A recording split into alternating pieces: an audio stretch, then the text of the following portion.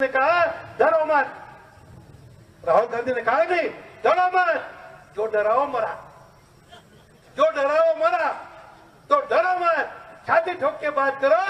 और 13 मई कांग्रेस के नेता कार्यकर्ता एक एक माता बहन सबको आगे लाओ और कांग्रेस सरकार आते ही हमारा जो घोषणा पत्र है हर महिला को 1-1 लाख रुपया उसके खाते में जमा होगा।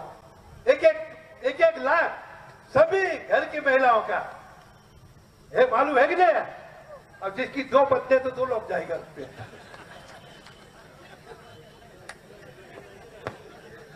तो कांग्रेस ने हर महीने 8,500 रुपए देने की बात कही। मीडिया में जो चल रहा है वो गलत है। मैंने सिर्फ व्यंग्य के रूप में कहा था।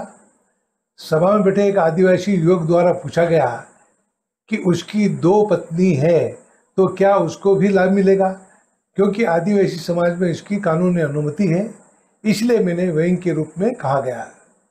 हम हर महिला को 1 लाख रुपये हर साल की गारंटी कांग्रेस सरकार में देंगे, मतलब हर महिला को 8,500 रुपये हर महीना मिलेगा।